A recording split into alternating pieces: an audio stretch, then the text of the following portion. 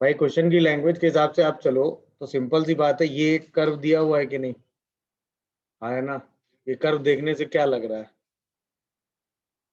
y into x minus one equal to c, ये एक rectangular hyperbola दिख रहा है कि नहीं।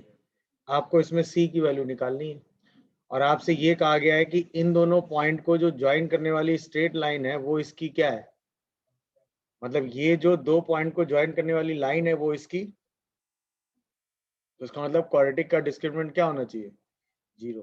अब इन दो पॉइंट को ज्वाइन करने वाली लाइन की इक्वेशन तो सभी लोग लिख लोगे ना, y minus three upon x is equal to minus two minus three upon 0 minus five ना, 5 माइनस 5 माइनस 0 ना, बोलो भाई, यानी ये माइनस वन आएगा, दिख रहा है सब। इसका मतलब y minus three equal to minus x आ जाएगा। इसका मतलब y की वैल्यू कितनी आ जाएगी, या x की वैल्यू निकाल लें, x निकालो ज़्यादा आसान हो जाएगा। x कितना आ रहा है यहाँ से, 3 माइनस वाई आ गया कि नहीं। अब ये उठा के आप यहाँ रख दो, हाँ है ना। तो अगर ये टेंजेंट है, मतलब अगर आपसे मैं ये कहूँ कि x is equal to 3 minus y is tangent of y into x minus one minus c equal to 0, तो x की वैल्यू रख दो, तो y into 3 minus y minus one minus c equal to 0 आएगा, देख लो सब लोग। तो यहाँ से क्या आ जाएगा, 2y minus y square minus c equal to 0। इसका मतलब y square minus 2y plus c equal to 0, दिख रहा होगा सबको। अब अगर ये टेंजेंट है तो इसका डिस्क्रिमिनेंट क्या होगा, डिस्क्रिमिनेंट उठा के 0 कर दीजिए। डिस्क्रिमिनेंट क्या बनेगा, 4 माइनस 4c इक्वल टू 0। इसका मतलब c की वैल्यू कितनी आ जाएगी, मतलब जब c की वैल्यू 1 होगी तब ये लाइन टेंजेंट होगी, अदरवाइज ये टेंजेंट। सिंपल लॉजिक समझ में आया कि नहीं भाई। ऑब्वियसली आपने सिंपल सी बात पढ़ी ना, कोई भी लाइन किसी कर्व की टेंजेंट है तो इसका मतलब उसको टच कर रही है, टच कर रही तो जो क्वाड्रेटिक बनेगी वाई एक्स किसी में, उसका डिस्क्रिमिनेंट क्या होगा। अगर ये कॉर्ड होती तो डिस्क्रिमिनेंट पॉजिटिव होता, हाँ या ना, क्योंकि तब दो रूट आ रहे होते इसके। और अगर आउटसाइड होती तो लेस देन। देखिए सिंपल, यही सिंपल सा काम आपको करना था। क्लियर हुआ कि नहीं। अब यहीं पे अगर मैं आपसे ये सिंपल एक सवाल पूछूं कि equation of m slope tangent क्या होगा,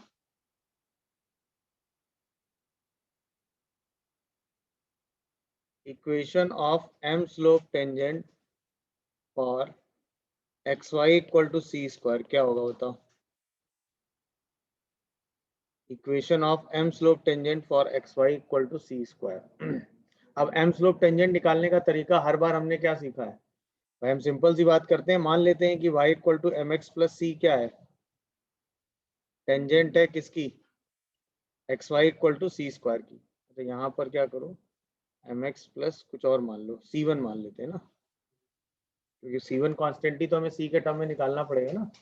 अब हमें C1 की वैल्यू किसके टर्म में निकालनी है, M और C के टर्म में, यही तो कॉन्सेप्ट होता है। तो अगर ये टेंजेंट है, अभी हमने कॉन्सेप्ट सीखा कि y की वैल्यू रखने के बाद जो क्वाड्रेटिक बनेगी उसका डिस्क्रिमिनेंट 0। तो बस अगर ये टेंजेंट है तो इसका मतलब x into m x plus c one minus c square equal to 0, यानी m x square plus x c one minus c square equal to 0। इसी का डिस्क्रिमिनेंट क्या होगा, 0।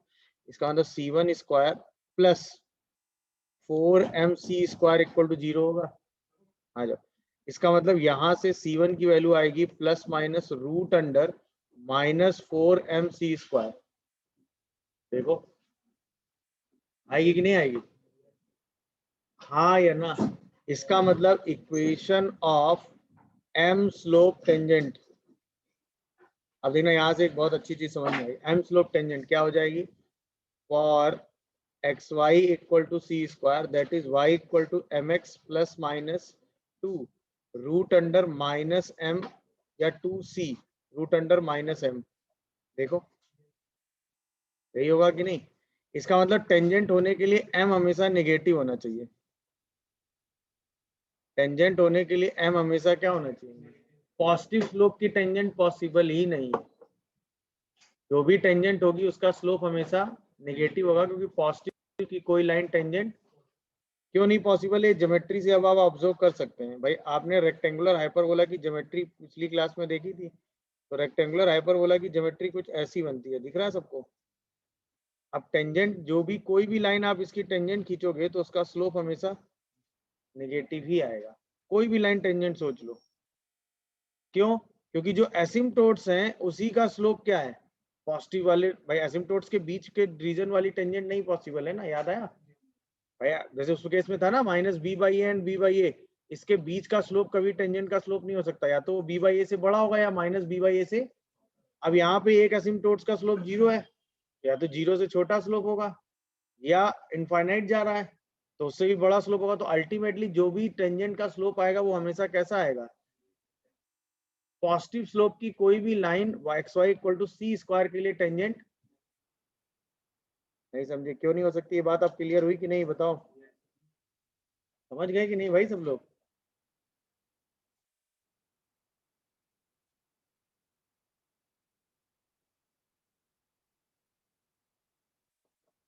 तो इक्वेशन ऑफ एम स्लोप, वैसे तो एम स्लोप टेंजेंट का result generally कहीं यूज नहीं होता है, बट आपके दिमाग में सेट होना चाहिए कि x y equal to c square के लिए अगर आपको टेंजेंट खींचना है तो वो हमेशा नेगेटिव स्लोप का ही टेंजेंट खींच सकते हैं, कभी किसी पॉजिटिव स्लोप का टेंजेंट आप, बस ये ध्यान रखिएगा।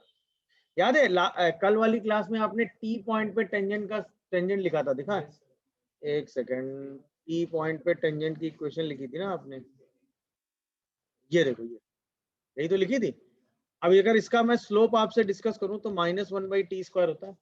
देखो नेगेटिव आ रहा है भाई, 1/t स्क्वायर तो ऑलवेज पॉजिटिव होगा, टी कुछ भी ले लो, माइनस मल्टीप्लाई होगा तो स्लोप हमेशा क्या आएगा, टेंजेंट का स्लोप हमेशा नेगेटिव आएगा। आ रहा है कि नहीं आ रहा है? बोलिए। तो इसीलिए इस केस में जब भी टेंजेंट आप खींचेंगे तो हमेशा नेगेटिव स्लोप की, पॉजिटिव स्लोप की कभी टेंजेंट पॉसिबल। क्लियर हुआ? ये बात कितने लोगों को समझ में आई एम स्लोप टेंजेंट की कि नहीं आई? सोचो भाई, अगर आप इस लाइन का स्लोप देखेंगे तो इस लाइन का स्लोप क्या है, 3/4, जो कि कैसा है, पॉजिटिव। और अगर m पॉजिटिव है तो उस पॉजिटिव स्लोप की कोई भी टेंजेंट, मतलब if m greater than 0 then there is no possible tangent for x y equal to 16। तो ऐसी कोई टेंजेंट पॉसिबल नहीं। तो आंसर क्या है, k बिलोंग्स टू, भाई k की कोई वैल्यू है क्या? ये बात क्लियर हुई कि नहीं हुई बताओ? अगले में देखो, अब आपको परपेंडिकुलर टेंजेंट बताना है। अगर आप इस टेंजेंट का फॉर्मूला भूल जाते हैं ना, ये वाला, कोई ऐसा याद रखना जरूरत नहीं है, आप सीधा टेंजेंट की इक्वेशन एज्यूम करो और x या y एलिमिनेट करके d जीरो करके c निकाल दो, वो बेस्ट तरीका है। मतलब ये याद रखना आपके लिए कंपल्सन नहीं है, समझ रहे हो कि नहीं? बट ये प्रोसेस तो आपके दिमाग में हमेशा चलेगा, और इसमें calculation x y equal to c square में उतना कैलकुलेशन कभी नहीं बनेगा भाई। एक्स या वाई किसी एक की वैल्यू रखो, किसी एक में क्वाड्रेटिक बना के डिस्क्रिमिनेंट जीरो करना होगा तो ज्यादा कैलकुलेशन भी नहीं है। तो ये रिजल्ट याद रखना इतना कंपल्सन नहीं है आपके लिए, मेरी बात समझ रहे हो कि नहीं? जैसे अब इसी क्वेश्चन को देखो, क्वेश्चन नंबर 2 में हमें क्या करना है, दो टेंजेंट पॉसिबल है जो कि इस लाइन के परपेंडिकुलर है। अब अगर मैं आपसे क्वेश्चन पूछूं कि इक्वेशन ऑफ परपेंडिकुलर लाइन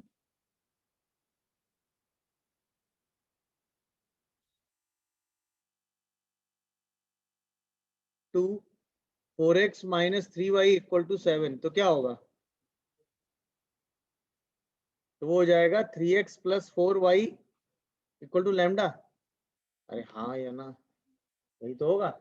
बोलिए भाई। अब यहाँ से किसी एक की वैल्यू निकाल लो, किसी की भी निकाल लो, मान लो y की वैल्यू निकाल लेते हैं तो क्या आएगा, 4y equal to lambda minus 3x। तो y की वैल्यू कितनी आएगी, lambda minus 3x/4।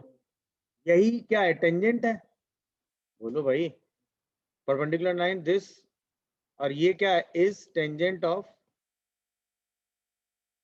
X y equal to 27। तो यही वैल्यू उठा के हम ये रख देते हैं, तो क्या आएगा आपका, x lambda minus 3x/4 equal to कितना बन गया, 27। दिख रहा है सबको कि नहीं? तो यहाँ से आया minus 3x square plus lambda x is equal to कितना, 108। इसका मतलब 3x square minus lambda x plus 108 equal to 0। देखो यहाँ से हम क्या करेंगे, फॉर टेंजेंट हम क्या कर देंगे, अब जैसे ही हम डिस्क्रिमिनेंट जीरो करेंगे तो क्या होगा, lambda square minus 4 into 3 into 108 equal to 0 आ जाएगा। अब यहीं पे स्मार्टली कैलकुलेशन करो, तो 108 को हमने 27 इंटू 4 लिखा था ना, और इंटू 3 तो 9 इंटू 4, लैम्डा की वैल्यू प्लस माइनस 36 आ जाएगी। अरे हाँ ये ना, दिखा कि नहीं? अब टेंजेंट की इक्वेशन क्या आ गई? तो इक्वेशन ऑफ टेंजेंट बताओ क्या आ रही है? 3x plus 4y equal two plus minus. कितने लोग इस बात से एग्री कर रहे हो? समझ गए होंगे सब लोग भाई? कोई कंफ्यूजन? प्रोसेस समझ में आया? तो वो एम स्लोप वाला रिजल्ट इसमें याद रखने की जरूरत नहीं, आप हर बार ये काम करेंगे आपको आराम से मिल जाए। बाई चांस आपके दिमाग में रिजल्ट रुक जाता है तो वेल एंड गुड है, नहीं है तो कोई टेंशन की बात नहीं है। मेरी बात क्लियर हो रही है कि नहीं? अच्छा, अब पॉइंट ऑफ कांटेक्ट निकालने का तरीका हर बार की तरह सेम रहेगा। याद है पॉइंट ऑफ कांटेक्ट कैसे निकालते हैं? बस वो तरीका हर बार सेम है।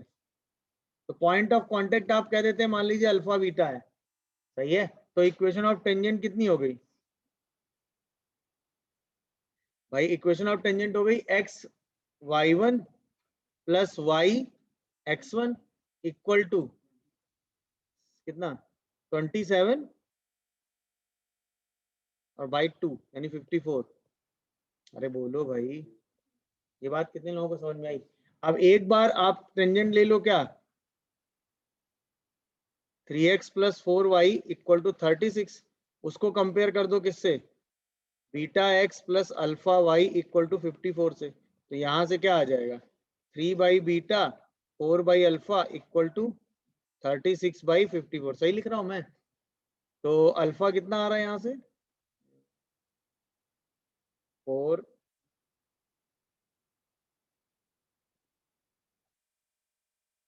6 और बीटा कितना आ रहा है?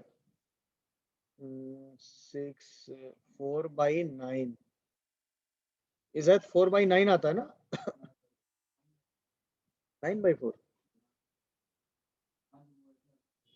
सही लिखा है ना? 4/9। नहीं वो तो ठीक है, अभी ठीक लिखा है ना? देखो 4/9 ठीक लिखा है।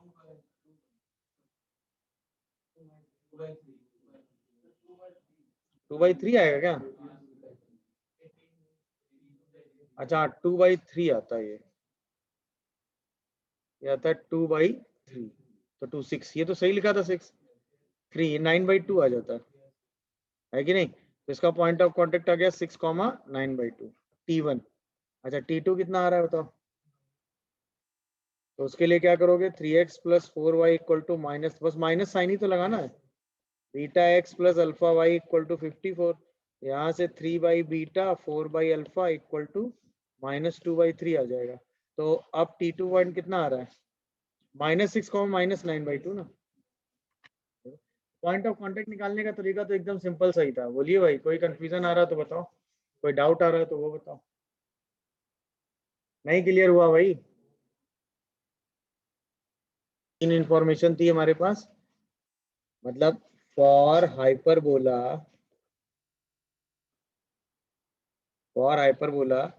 xy equal to c square, slope of tangent at c t comma c by t कितना होता है? -1/t²। इसके बाद आओ, स्लोप ऑफ नॉर्मल कितना होता है?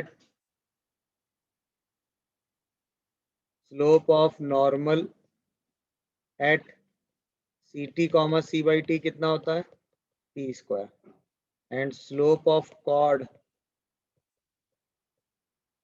Joining c t one comma c by t one and c t two comma c by t two कितना होता है? -1/t1 t2। बस ये तीन इंफॉर्मेशन है जो आपको यूज करनी रहती है। ये सब किसके लिए रिजल्ट लिखा है मैंने? For hyperbola x y equal to c square. अब क्वेश्चन 2 लाइन का आपके लिए होना चाहिए। अब क्वेश्चन आपका 2 लाइन के लिए होना चाहिए।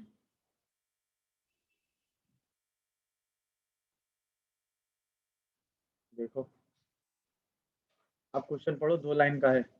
अब तो इन्फॉर्मेशन ही आपके पास, हमें सेम काम किया था, याद आया? तो यानी कि हमें टी और टी वन में ही रिलेशन निकालना है। बोलो, तो नॉर्मल का स्लोप कितना होगा at T one?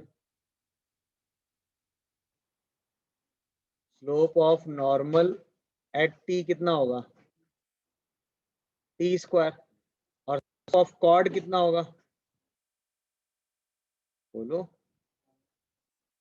T and T one कितना होगा, -1/t1। दोनों स्लोप कैसे होंगे भाई, ये इस पॉइंट पे नॉर्मल है और टी वन को ज्वाइन करने वाली कॉर्ड है भाई, ये यही नॉर्मल है और यही टी वन को ज्वाइन करने वाली कॉर्ड है, तो दोनों लाइनें कैसी हैं, सेम है ना भाई, नॉर्मल ही कॉर्ड है, यानी ये नॉर्मल कॉर्ड है कि नहीं है बोलो भाई, तो ये दोनों स्लोप कैसे होंगे, जैसे ही दोनों को इक्वल करोगे अगली लाइन में आंसर आएगा, आएगा कि नहीं आएगा, यहां से आ जाता है T1 into t cube equal to, दिखा कि नहीं भाई, नॉर्मल कॉर्ड की सिंपल एंड स्ट्रेट कंडीशन आपने लगा दी, देख लीजिए कोई कंफ्यूजन आ रहा हो तो बताइए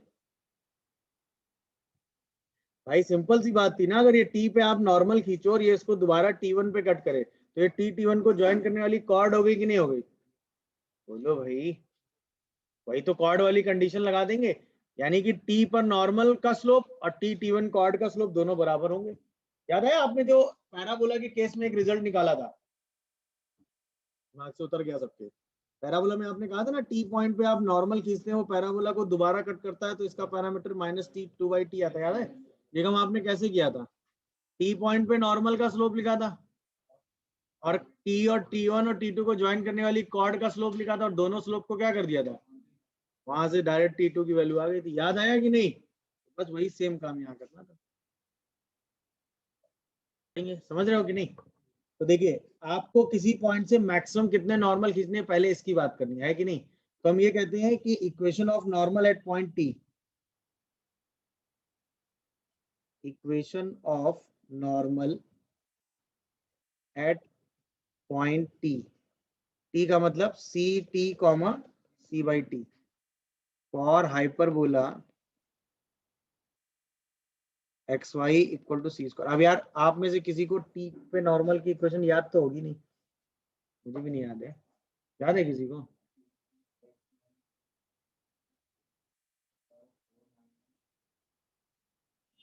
लास्ट में सी टी होता है कि सिर्फ सी होता है, याद रखने के लिए स्ट्रेस भी नहीं लेना है, आपको ये याद होगा x/y1 minus y/x1 equal to x1/y1 minus y1/x1, मैंने बताया ना ये याद रखिएगा, याद आया, ये याद रखना आसान पड़ेगा एक्चुअली, x/y1 माइनस y/x1, फिर इस x की जगह क्या रख देना x1 और इस y की जगह, समझ रहे हो कि नहीं भाई, हाँ है ना, और फिर अब चूंकि x1 क्या है सी टी, y1 क्या है c/t, तो अब ये जल्दी से आप नॉर्मल की इक्वेशन लिख सकते हो कि नहीं, इसको तुरंत रफली कर लेना, तो x/c/t minus y/ct equal to ct c/t और माइनस c/t ct, अरे बोलो भाई, सी कैंसिल, दिख रहा है सबको, यहां से क्या आएगा,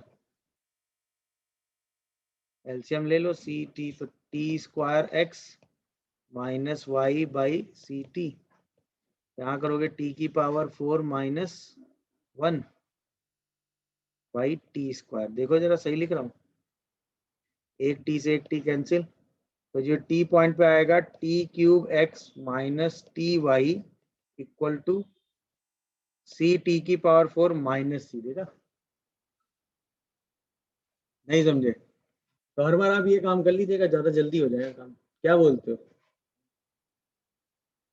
नहीं समझे, ये प्रोसेस आप अपने दिमाग में रखिएगा हर बार, समझ रहे हो, ये वाली इक्वेशन इंपॉर्टेंट है और ये याद रखना आसान है एक्चुअली, है कि नहीं आसान भाई, x/y1 माइनस y/x1, फिर आगे वाले टर्म तो x की जगह है, x1 y की जगह, बाकी सेम ही, सही है, और आसानी से याद रखना चाहते हो तो इसको और आसानी से याद रखने का भी टेक्निक था, x(x1) minus y(y1) equal to x1² minus, ऐसे भी याद रख सकते, अब वो चॉइस आपकी, आप ऐसे याद रखने में कंफर्टेबल हो या ऐसे, ऐसे तो नहीं होगे, है कि नहीं, तो ये रिजल्ट याद रखोगे, बाद में x1 y1 की वैल्यू आराम से रख के सिंप्लीफाई कर लोगे, बोलो भाई, समझ रहे हैं सब लोग कि नहीं, किसी को कोई कंफ्यूजन या डाउट आ रहा है तो बताओ, क्लियर है, आगे बढ़े, अब हमने टी पॉइंट पे टेंजेंट की नॉर्मल की इक्वेशन लिख दी, इस पे कौन सा पॉइंट सेटिस्फाई कराएंगे?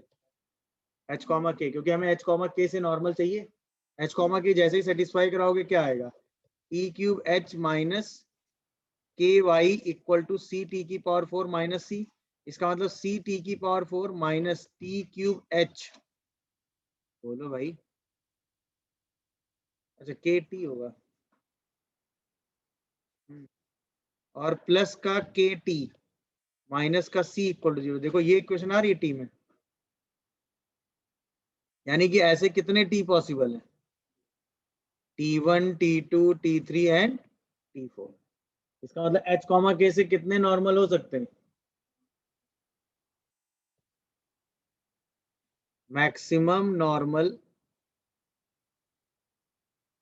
ड्रॉन फ्रॉम H कॉमा के इज 4, इनका parametric point T1, T2, T3, T4 सब दिया हुआ है कि नहीं? अच्छा अब आपने जो पॉइंट लिए हैं वो क्या लिए हुए हैं? x1, y1। तो अगर हम ध्यान से कहें तो पॉइंट जो है वो xi कॉमा yi है। इसका मतलब वो पॉइंट किसके बराबर है? C t i comma c t i, c y t i, बोलो। अरे हाँ है ना। तो T1 मतलब x1, मतलब T1 x1 से रिलेट कर रहा है, T2 वाला पॉइंट x2 वाले से, T3 x ऐसे करके चीजें, समझ रहे हो कि नहीं भाई? अरे हाँ या ना। अब बताओ यहाँ पर अगर आपसे मैं पूछूं सिग्मा T1 कितना होगा? h by C. Sigma T1 T2 कितना होगा? 0। सिग्मा T1 T2 T3 कितना होगा? माइनस के बाई सी। और sigma T1 T2 T3 T4 कितना होगा? -1। ये कैसे लिखा? थ्योरी ऑफ इक्वेशन याद है ना? अरे हाँ है ना। ये एक एक का सम, ये दो दो का सम, ये तीन तीन का सम और ये चारों का सम, समझ रहे हो कि नहीं भाई? अब आओ पहला रिजल्ट हमें क्या प्रूव करना है? पहला रिजल्ट हमें प्रूव करना है x1 plus x2 plus x3 plus x4। अच्छा x1 क्या होगा? ct1 plus ct2 plus ct3 plus ct4 होगा कि नहीं होगा? अरे x1 यही तो होगा ना, ct1। x2 क्या होगा? ct2। x3 क्या होगा? ct3। x4 क्या होगा? ct4। अब बताओ t1 t2 t3 t4 कितना है? तो इसका मतलब ये वैल्यू कितनी आएगी? h। पहला रिजल्ट ये प्रूव करना था, देखो जरा। नहीं, अब आओ अगले रिजल्ट पे आओ। सेकंड वाला क्या प्रूव करना है? y1 plus y2 plus y3 plus y4। इसका मतलब c 1/t1 plus 1/t2 plus 1/t3 plus 1/t4। जैसे एलसीएम लोगे क्या होगा? T1 T2 T3 T4 और यहाँ पर तीन तीन का प्रोडक्ट आ जाएगा कि नहीं? सोच के जवाब देना। तीन तीन का प्रोडक्ट कितना दिया हुआ है? Minus k Y C. और ये कितना दिया हुआ है? माइनस माइनस माइनस कैंसिल, सी से सी कैंसिल, कितना आ रहा है? तो x1 x2 x3 x4 का सम h है, y1 y2 y3 y4 का सम k।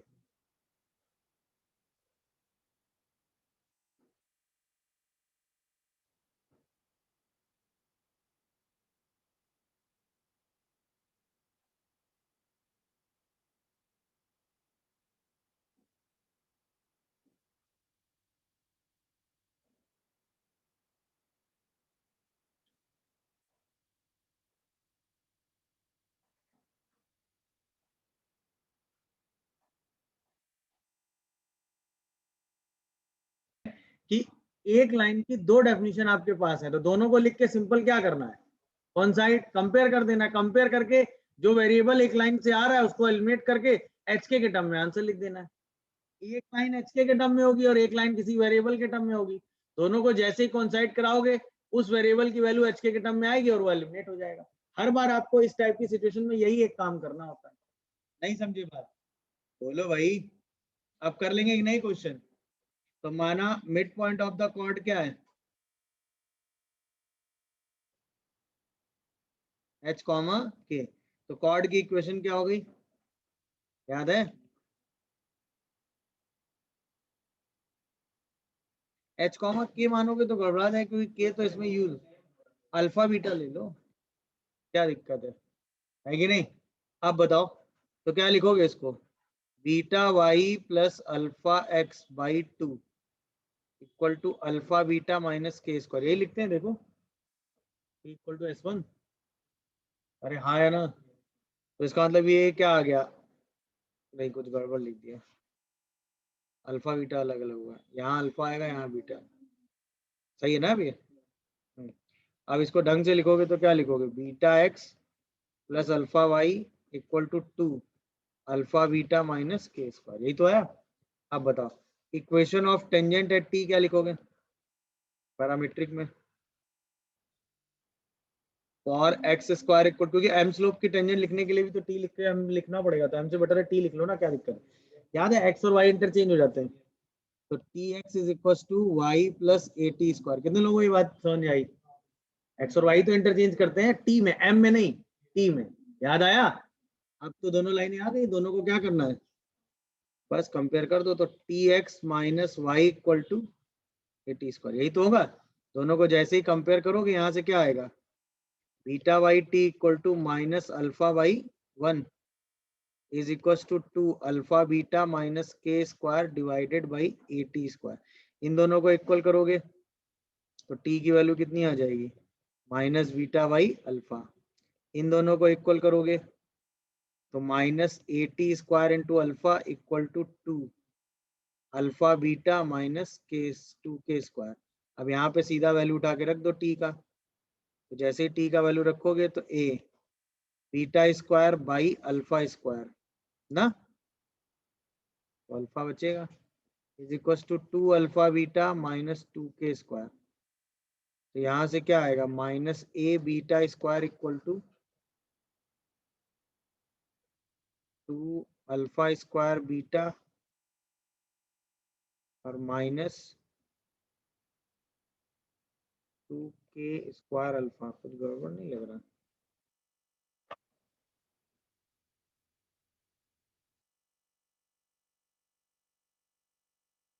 कहीं कुछ कैलकुलेशन गड़बड़ हुआ है ना मैंने, टी में एक माइनस के स्क्वायर भी तो आएगा, नहीं आएगा क्या, अरे बोलो भाई, अल्फा बीटा तो ये के स्क्वायर से के स्क्वायर क्या हो जाएगा, कैंसिल आउट। तो जब यहाँ वैल्यू आप लिखोगे तो यहाँ पर सिर्फ वैल्यू क्या आएगी, 2 अल्फा बीटा आएगी कि नहीं, और जब कंपेयर करोगे तो यहाँ पर सिर्फ क्या आएगा, हाँ तो सही तो लिखा है, यहाँ पर ये 2 अल्फा बीटा आएगा, अभी सही जा रहा है ना। अब कंपेयर करो, ये वैल्यू तो सही आई है, दिख रहा है कि नहीं सबको, और जैसे इसको कंपेयर करोगे इन दोनों को तो ये क्या बनेगा, minus a t square equal to 2 beta. अब टी की वैल्यू उठा के रख देंगे कि नहीं, जैसे टी की वैल्यू रखेंगे क्या आएगा, minus a beta square by alpha, बोलो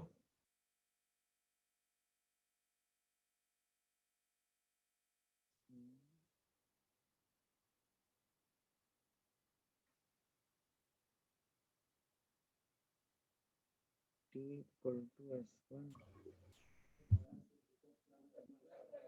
एक second minus beta square alpha square equal to 2 beta आएगा ना, बीटा से एक बीटा भी कैंसिल हो जाएगा, और यहाँ से आएगा alpha square equal to minus a by 2 beta, क्या इसका मतलब लोकस क्या आ जाएगा, x square equal to minus a by two y ना, तो लोकस ऑफ अल्फा बीटा कितना आ गया, parabola.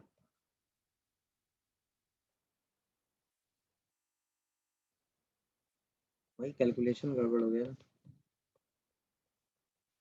T equal to S1 लिखना था ना, टी में एक के स्क्वायर भी तो आएगा, दिखा कि नहीं। तो वही दोनों लाइनें लिख के बस आपको सिंपल क्या करना था, कंपेयर कर देना था, कंपेयर करके वैल्यू लिख देनी थी बस, और कुछ। रेक्टेंगुलर हाइपरबोला है ना, तो हाइपरबोला को क्या ले लो, x y equal to c square, और सर्कल को क्या ले लो, x square plus y square plus 2f(y) plus, दोनों के कितने पॉइंट ऑफ इंटरसेक्शन है, तो इसका मतलब c t by c by t एक जनरल पॉइंट ले लें, अरे हाँ है ना, जनरल पॉइंट ऑन हाइपरबोला। ऐसे कितने टी हो सकते हैं, ए के लिए T1, बी के लिए T2, सी के लिए T3 और डी के लिए। तो A B C D 4 point हैं, तो ये T1 T2 T3 T4 हो गए, नहीं क्या? तो अब हमने ये जनरल पॉइंट कहाँ लाई करा दे, क्योंकि अभी ये पॉइंट भाई जब पॉइंट ऑफ इंटरसेक्शन होगा तो वो पॉइंट दोनों जगह लाई करेगा ना, सर्कल पे भी लाई करेगा, और मेरी बात समझ रहे हो कि नहीं भाई? तो हमने इस पॉइंट को उठा के, भाई अभी ये पॉइंट हमने हाइपरबोला पे लिया है, अभी यही पॉइंट सर्किल पे लाई करे तो ऐसे कितने टी आने चाहिए, है कि नहीं? ऐसे कितने टी आने चाहिए हमारे पास? 4। अब इसी C comma c by T को कहाँ लाई करा दो? सर्कल पे लाई कराओ, क्या आएगा? C square t square plus c square by t square 2 GCT 2 FC by t, ओह इसको C1 ले लो, प्लस C1 इक्वल टू 0, ठीक है ना? अब जरा एलसीएम ले लो, तो सी स्क्वायर टी की पावर 4 प्लस 2 GCT क्यूब, सही जा रहा हूं मैं, plus C1 T square plus 2FC और plus c square equal to 0। देखियो सही है, 2 GC टी क्यूब होगा ना, एक टी तो ऑलरेडी है ना वहां पे, अरे हाँ या ना? देख लो पूरा कैलकुलेशन, ठीक है? इससे टी के कितने रूट आएंगे? T1 T2 T3 and T4, हाँ या ना? बोलिए भाई। अच्छा अब आओ, अगर मैं सिग्मा T1 निकालूं सबका सम तो कितना आएगा? -2 GC by c square, check करते जाना अब, बोलो भाई। अगर मैं सिग्मा T1 T2 निकालूं तो कितना आएगा? C1 बाई सी स्क्वायर, सही है? अगर मैं सिग्मा T1 T2 T3 निकालूं तो कितना आएगा? -2FC बाई सी स्क्वायर, दिख रहा है? और अगर मैं sigma T1 T2 T3 T4 निकालूं तो कितना आएगा? 1। ये तो ओके हो गया, ये तो अभी तक यहाँ रिजल्ट तक पहुंचे। अब आते हैं क्वेश्चन पे। क्वेश्चन कह रहा है कि ABCD 4 point of intersection this, AB passes through centre of the hyperbola, मतलब जो ए और बी को ज्वाइन करने वाली लाइन है वो हाइपरबोला के सेंटर से पास करती है, यानी वो 0,0 को क्या करती है? सेटिस्फाई। अब बताओ, इक्वेशन ऑफ ए बी लिख लो। ए पॉइंट है C T1 by c by T1, अरे बोलो भाई, और बी पॉइंट कितना है? CT2 comma c by T2। तो ए बी लाइन की इक्वेशन क्या होगी? याद आया? x upon x1 plus x2 y upon y1 plus y2, याद आ रहा होगा सबको, इक्वल टू, अगर इसको आप ध्यान से थोड़ा सा एलसीएम वेलसीएम लेके लिखोगे तो ये शायद आ जाता है x plus y T1 T2 equal to c T1 plus T2, हाँ या ना? और ये कहाँ से पास कर रहा है? 0,0, 0,0 मतलब सेंटर ऑफ हाइपरबोला। ये बात समझ में आ रही सबको कि नहीं? जैसे इससे पास कराओगे तो T1 प्लस T2 की वैल्यू कितनी आएगी? 0। देख लो सब लोग भाई, 0 0 पास कराओगे तो T1 प्लस T2 कितना आ जाएगा? ये बात सबको समझ में आई कि नहीं आई? अच्छा, अब अगर T1 प्लस T2 की वैल्यू 0 है, सही है, तो फिर भाई आपने पढ़ा ना, T1 plus T2 plus T3 plus T4 कितना है? -2G/C, हाँ या ना? T1 प्लस T2 कितना है? तो T3 प्लस T4 कितना होगा? -2G/C, दिख रहा है कि नहीं? अब हमें आगे क्या प्रूव करना था कि जो CD कॉर्ड है वो कहाँ से पास करती है? सेंटर से। चलो अब इसको प्रूव करते हैं। अच्छा, T1 प्लस T2 को और कहाँ यूज कर सकते हो? अगर ये 4 वाला सम देखो तो इसमें यूज हो रहा है क्या? यूज हो जाएगा। अब ध्यान से देखिएगा, C/T1 plus C/T2 plus C/T3 plus C/T4, सही है, इज इक्वल टू, अभी पता नहीं क्या है, ठीक है ना? अब ध्यान से देखते जाना बस। अगर मैं इसमें एलसीएम ले लूं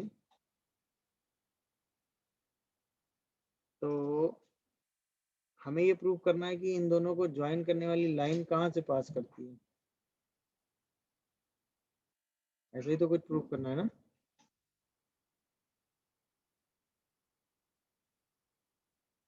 चलो ठीक है, इसको अगर आप एलसीएम लोगे तो ये आ जाएगा T1 T2 T3 T4, दिख रहा है। और यहाँ से C कॉमन आ जाएगा और यहाँ पर बचेगा sigma T1 T2 T3। Am I correct और नॉट, बोलो। अच्छा, अगर ये वैल्यू आप उठा के यहाँ रख दो तो क्या बनेगा ये बताओ। सिग्मा T1 T2 T3 की वैल्यू कितनी है, -2FC बाई, मतलब -2F है कि नहीं, और divided by T1 T2 T3 की वैल्यू कितनी है 1। देख लो सब लोग, सही लिख रहा हूं मैं। तो ये वैल्यू C से C कैंसिल हो जाएगा, कितना बचेगा, माइनस का 2F बच रहा है क्या, अरे हाँ या ना। अच्छा अब ध्यान से देखो, ये वैल्यू किसकी आ रही है, C/T1 C/T2 C/T3 plus C/T4, इसकी वैल्यू कितनी आ रही है -2F। अच्छा, अगर मैं इतने पोर्शन को ध्यान से ऑब्जर्व करूं, ये लिखा हुआ है T2 plus T1 in bracket C/T1 T2। अच्छा, T2 प्लस T1 है क्या, क्या है भाई, ये तो 0 हो गया। इसका मतलब C/T3 की वैल्यू कितनी आ गई -2F। इस बात से कितने लोग एग्री हो, अरे हाँ या ना। अच्छा, हमने T3 प्लस T4 की वैल्यू कितनी निकाल रखी है -2G/C। इसका मतलब C/T3 प्लस C/T4 कितना निकाल रखा है -2G। इस बात से सभी लोग एग्री कर रहे हो कि नहीं, देखते जाना सब लोग। यहाँ तक एकदम सही है। किसी को कोई कंफ्यूजन या कोई डाउट हो तो बोलो, अभी तक बोलो भाई, एकदम सही जा रहे हैं, हाँ या ना। अब बताओ, equation of line joining C and D, C मतलब T3 और D मतलब T4, क्या होगा X/C T3 plus C T4 और Y upon C/T3 plus C/T4 is equal to 1। होगा कि नहीं होगा, अब बताओ। C/T3 प्लस C/T4 कितना निकाला है और ये कितना निकाला है, इज इक्वल टू, दिख रहा है सबको कि नहीं, हाँ या ना। अब ये लाइन, अब ये जो लाइन आपने निकाली है, ये लाइन पास करती है कहां से, देख लो सब लोग, -G कॉमा -F। पास कर रही कि नहीं, नहीं कर रही, ये हमें प्रूव करना था। देखा कि नहीं सबको, बताओ।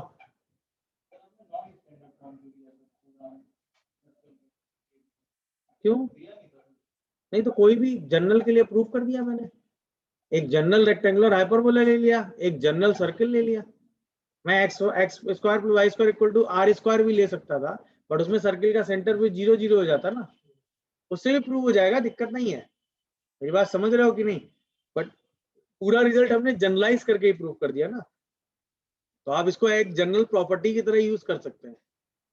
नहीं समझ में आया सबको कि नहीं आया भाई, बोलिए, कोई कंफ्यूजन। हाँ, कहाँ कहाँ कहाँ,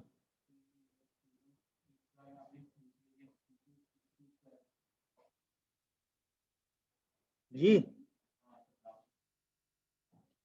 कौन सा पूछ रहे हो? ये मतलब ये वाला है ना,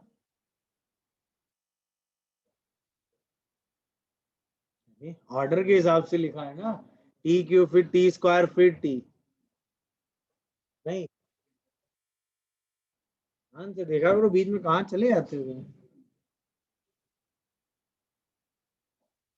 हो गया भाई, नोट करो जल्दी से फिर। दो प्रॉपर्टी और बची हैं, वो और पढ़ाना। चलिए, लास्ट वाला क्वेश्चन नंबर 9 आपको घर से अटेम्प्ट लेना है, ठीक है।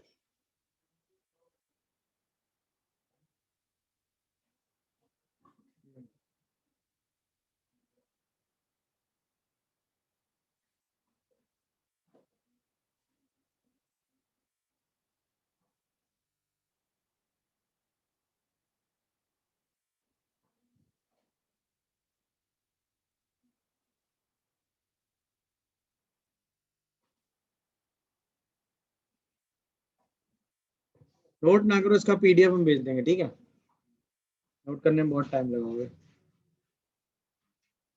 चलिए, अब जैसे आपने इलिप्स के केस में रिफ्लेक्शन वाली प्रॉपर्टी देखी थी, वैसे ही हाइपरबोला के केस में रिफ्लेक्शन वाली एक प्रॉपर्टी है, वो देख लो। जैसे इलिप्स में अगर फोकस से कोई लाइट रे डालती हो तो रिफ्लेक्ट होने के बाद कहाँ से पास करती है, ऐसे ही इसमें भी रिफ्लेक्शन होने के बाद वो दूसरे फोकस से पास करती है, बट रियल और वर्चुअल इमेज का खेल होता है। जैसे इलिप्स के केस में इमेज जो है ना वो रियल बनती है, इसमें इमेज वर्चुअल बनेगी। चलो खैर, उसकी बात तो बाद में करेंगे। पहले मान लो आपके सामने एक हाइपरबोला दिया हुआ है, आपके सामने एक हाइपरबोला दिया हुआ है, x square by a square minus y square by b square equal to 1। तो इसके फोकस क्या होंगे, ए कॉमा जीरो, और दूसरा focus minus a comma zero. एक पैरामेट्रिक पॉइंट आपने लिया पी थीटा, वो क्या होगा, a sec theta comma b, उस पर नॉर्मल की इक्वेशन क्या होगी, normal at P theta, a x cos theta plus b y is equal to a square plus b square, या ए स्क्वायर ई स्क्वायर लिख सकते हैं। अब इस नॉर्मल का एक्स एक्सिस से पॉइंट ऑफ इंटरसेक्शन क्या होगा, भाई आपने इस पर एक नॉर्मल खींच रखा है और उसका एक्स एक्सिस से पॉइंट ऑफ इंटरसेक्शन, चलो नॉर्मली मान लो यार इसको। क्या होगा, ये वाला पॉइंट आपको निकालना है, ये आपने किसी पॉइंट पी पर क्या खींचा हुआ है, नॉर्मल, ये मान लो जी है, हाँ।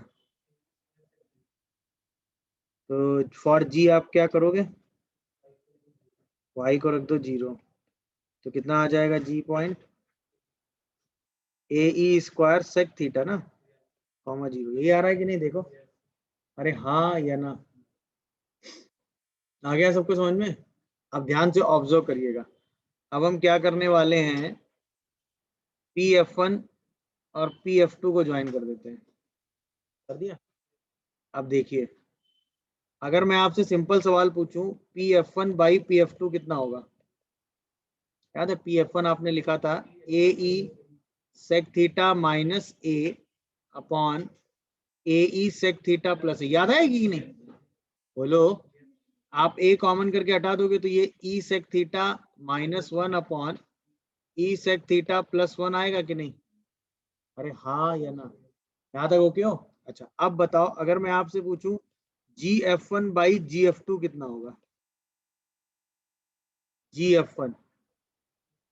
अब आपने जी का कोऑर्डिनेट निकाल के मुझे बताया a square sec theta comma zero, ये वाली पूरी डिस्टेंस कितनी है, ये वाली डिस्टेंस, तो जी एफ वन कितना बचा, ए स्क्वायर सेक थीटा माइनस जी एफ टू कितना हो गया, ए स्क्वायर सेक थीटा प्लस, ये समझे कि नहीं, पूरा ये वाली डिस्टेंस और ये वाली डिस्टेंस ऐड ही तो हो जाएगी।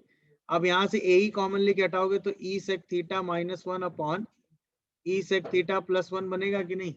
इसका मतलब हम कह सकते हैं क्या, कि जो p f one by p f two है वो अभी भी g F one by ji F two है, बट इंटरनल नहीं, कैसा था कि नहीं, सोच के देखो ना भाई, ये और ये साइड लेंथ का जो रेशियो है वो अभी भी इस और इस साइड के रेशियो के बराबर है कि नहीं भाई, g F one by ji F two है, हाँ है ना। यानी कि अगर हम इस लाइन को आगे बढ़ा लें तो ये इसका एक्सटर्नल एंगल बाइसेक्टर हो गया कि नहीं, ये वाला एंगल और ये वाला एंगल सेम हो गया कि नहीं, अरे हाँ है ना। इसीलिए जब एक फोकस से लाइट रे डालोगे इस बार, तो रिफ्लेक्ट होने के बाद लाइट रे का जो इमेज बनेगा वो दूसरे फोकस पे ही बनेगा इसका, बट वो इमेज कैसा होगा इस बार, क्योंकि लाइट रे रिफ्लेक्ट होने के बाद ऐसे पास कर जाएगी। मेरी बात समझ रहे हो कि नहीं, तो जो उसका वर्चुअल इमेज बनेगा वो दूसरे फोकस पे। अब ये कहानी है, मेरी बात समझे कि नहीं, हाँ या ना। अच्छा, तो ये वाली प्रॉपर्टी अभी भी ट्रू रहेगी कि अगर आप फोकस का किसी भी टेंजेंट से इमेज लेंगे तो हमेशा कहां पर लाई करेगा, दूसरे फोकस और पॉइंट ऑफ कांटेक्ट को तो स्टेटमेंट अभी भी ट्रू है ना, क्योंकि रिफ्लेक्शन वाली इतनी ही प्रॉपर्टी तो अभी भी ट्रू है ना। तो अगर हमें F1 पता है, F2 पता है और टेंजेंट पता है, तो अभी भी हम पॉइंट ऑफ कांटेक्ट सेम तरीके से निकाल सकते हैं कि नहीं। किसी भी एक पॉइंट का हम क्या ले लें, इमेज, किसके रेफरेंस में, टेंजेंट के रेफरेंस में। नहीं समझी? अरे बोलो भाई। तो mirror image of focus with respect to any tangent always lie on the line joining point of contact and another focus. तो इससे मतलब इस वाले रिजल्ट को प्रूव करने के बाद यही दो रिजल्ट प्रूव होते हैं। एक तो रिफ्लेक्शन वाला, यहाँ से जैसे आपने लाइट रे डाली वो रिफ्लेक्ट होने के बाद हमेशा कहाँ से पास करेगी, दूसरे वाले को। क्लियर है? बस इसी डायग्राम को कहीं दोबारा बना लेते हैं हम लोग।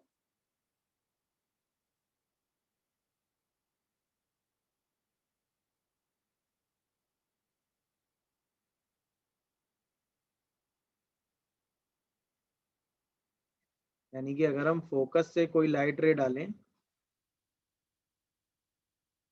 तो रिफ्लेक्ट होने के बाद कहाँ से पास करेगी, दूसरे वाले को।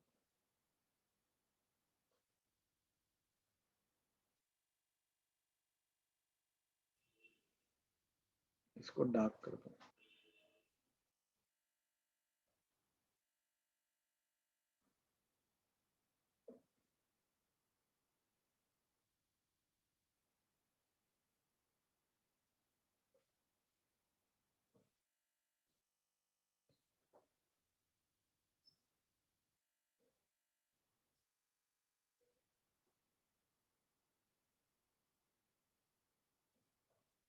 इसी डायग्राम में सारी बातें आप लिख सकते हैं।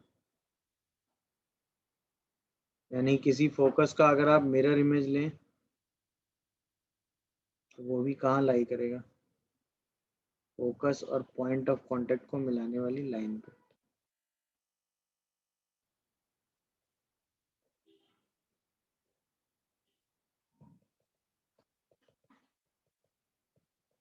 Image of F1 tangent at P lie on line joining F2 and point of contact P.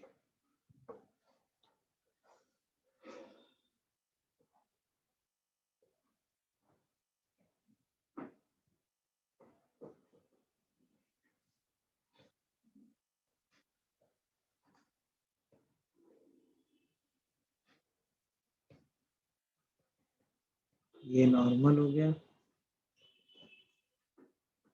ये टेंजेंट हो गई, ये फोकस हो गया। ये प्रॉपर्टी समझ में आ रही है कि नहीं सबको?